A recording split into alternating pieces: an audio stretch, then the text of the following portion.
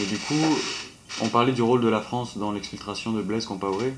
Est-ce que les puissances étrangères comme la France, dont on connaît l'influence sur ces anciennes colonies africaines, elle a encore le contrôle même de la monnaie du franc CFA, hein, avec cette monnaie qui est commune à toute la sous-région, il y a quand même un contrôle monétaire de la part de la France. Donc, est-ce que ces réseaux-là, France-Africain et toute cette influence, comment est-ce que vous pensez la combattre? Et est-ce que vous pensez que cette révolution peut mettre à mal le néocolonialisme économique et les réseaux de la France-Afrique?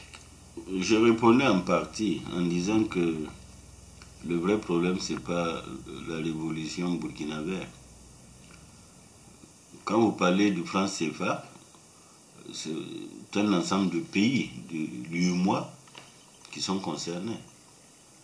Il aurait fallu effectivement avoir, à partir peut-être du Burkina Faso, une influence sur tous ceux qui sont régis par la BCAO, la Banque centrale donc des États de l'Afrique de l'Ouest, avoir la même position vis-à-vis de la France. Et je crois que ce dossier était même à l'étude depuis un certain nombre d'années, en vue d'évoluer vers une monnaie purement africaine. Donc, Mais ma question était plus générale, c'était sur l'influence que conserve la France, puisqu'on a vu qu'elle a réussi à exfiltrer Blaise Compaoré oui, au moment où Zida était à la tête du pouvoir. En ce qui concerne l'exfiltration de Blaise Compaoré, l'explication a été beaucoup plus d'éviter un bain de sang que le Burkina allait connaître si les militants du CDP qui étaient au pouvoir, vu l'arrestation de Blaise, se mettaient en position de guerre civile. Nous allons connaître une certaine centrafricanisation de notre conflit. Je pense. Mais les militants du CDP devant devant les millions de personnes. Non, mais une guerre civile, vous ne pouvez jamais l'improviser. Moi, je crois que c'est quand même. Donc vous pensez plus que c'est pour éviter une guerre civile que pour aider un ancien ami et un pion de la France Non, il y a les deux. La France a agi dans l'intérêt de Blaise Compaoré certainement parce qu'il fallait le protéger en tant qu'ami. Ça, c'est condamnable. C'est même une immixtion dans les affaires du Burkina. Ça a été dit. Mais toute analyse faite, si cette foule, ce million d'insurgés avait trouvé Blaise Compaoré dans son palais, imaginez ce qui est arrivé. C'était à la Ceausescu, de mon point de vue. Et les conséquences après. Vous êtes d'accord avec moi que les partisans de Blaise Compaoré allaient être exacerbés et auraient tendance, en tout cas, à réagir d'une manière ou d'une autre. Ce n'est pas ce que nous avons souhaité pour notre révolution. Nous avons souhaité, pour notre révolution, faire partir un régime. Maintenant, il faut déstructurer tout ce régime-là. Arriver à faire en sorte que ça soit démantelé et qu'on ait une alternative. Maintenant, dans l'alternative, Blaise Compaoré peut être jugé, les dignitaires peuvent être jugés, etc., etc. Rétablir le peuple burkinabé dans cette voie. Il n'y a rien de tel. Sinon, qu'on allait connaître une effusion de sang, à la limite inutile. Déjà que nous avons, selon les derniers bilans, perdu une vingtaine de jeunes qui se sont donnés en martyr, avec plus de 600 blessés, c'est pas petit. Mais du coup, on en vient à ma dernière question. J'aimerais que vous commentiez les deux phrases de Thomas Sankara, qui sont « Seule la lutte libère » Ah oui, tout à fait. Et l'esclave qui n'assume pas sa révolte ne mérite pas que l'on s'apitoie sur son sort. Tout à fait. Là, on a vu que le peuple s'est libéré par une lutte. Et comment cette phrase prend son sens aujourd'hui au regard des derniers événements? Ce sont des vérités absolues dans la vie de tous les peuples. Le président Sankara a été aussi le continuateur de la politique de Kwame Nkrumah, de Patrice Lumumba et de bien d'autres panafricanistes. La voie qui nous a été indiqué, c'est que sur la lutte paix. Sur la lutte paix. Je vous ai dit que nous venons de loin. Cette lutte qui a abouti un 30 ou un 31 octobre n'a pas été improvisée. Nous venons de loin. Des gens ont été embastillés dans ce pays. Des gens ont perdu la vie pour la liberté.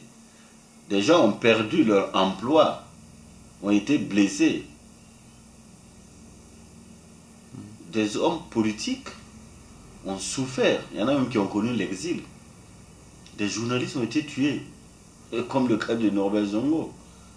Donc ce sont des luttes multiformes et à un moment donné, le peuple lui-même a pris conscience de ce qu'il doit prendre en main son destin.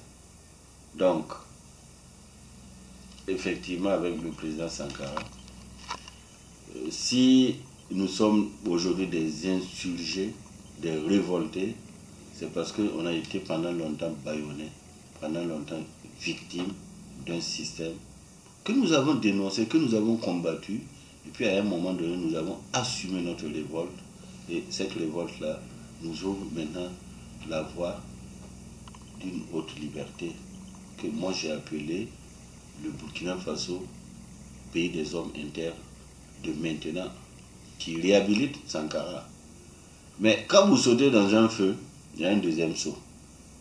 Nous avons chassé Blaise Compaoré, mais il faut créer les conditions d'une alternative pour ne pas se faire voler cette révolution. Et ce combat-là commence maintenant. Voilà pourquoi les partis politiques, notamment sankaristes que nous sommes, nous luttons pour que les valeurs qui ont été affirmées dans la charte de la transition, qui complètent les valeurs de la Constitution, soient le référentiel de tous ceux qui prétendent aujourd'hui être à l'avant-garde du mouvement insurrectionnel. Autrement dit, vous ne pouvez plus diriger le Burkina Faso comme par le passé. Et c'est ça qui va ouvrir une ère nouvelle pour les Burkinabés, pour notre démocratie. Et c'est ça qui va être un exemple pour la sous-région et pour l'Afrique. De savoir que au pays des hommes intègres, si vous n'êtes pas intègre, vous ne pouvez pas prétendre à un poste de responsabilité. C'est extrêmement important. L'exemple de procureur Sayon est têtu. Et ça doit être une leçon que chaque Burkinabé doit intégrer dans sa vie de tous les jours. C'est la seule façon d'aller de l'avant. Et c'est la seule façon aussi d'inquiéter l'impérialisme. Les passe-droits, les subterfuges, c'est fini. C'est fini. Veillons simplement et ayons le courage d'aller de l'avant en mettant au devant l'ensemble de ces valeurs-là et ayons comme l'aune des mesures, bien sûr, notre pratique de tous les jours. Nous sommes un pays extrêmement pauvre, mais qui devrait se faire le pari d'être un pays émergent, un pays qui va connaître une véritable croissance en se développant de façon harmonieuse. On n'est pas un pays littoral, mais nous sommes un peuple travailleur, courageux. Maintenant, si on ne tombe pas le piège du capitalisme et bien sûr de cette récolonisation que l'Afrique connaît de plus en plus, on peut effectivement réussir un exemple, un modèle de développement à l'image du rêve du président Sankara. Et dans cette nouvelle construction, comment inclure le peuple dans la construction du nouveau Burkina? Non, le peuple, il est l'alpha et l'oméga. Nous parlons de l'exercice du pouvoir par le peuple, et pour le peuple.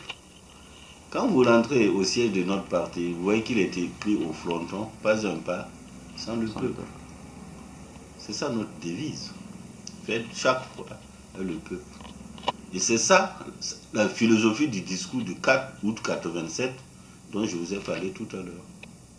Aujourd'hui, on ne peut plus rien faire sans le peuple du Burkina Faso qui sait spontanément s'organiser pour satisfaire ces revendications. Merci beaucoup. Est-ce que vous avez quelque chose à rajouter? Ben, la lutte continue. La lutte continue. On ne baissera pas les bras.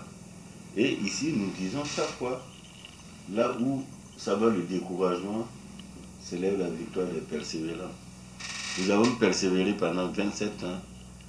Aujourd'hui, nous sommes en train, effectivement, de récolter le fruit de la victoire pour cette insurrection.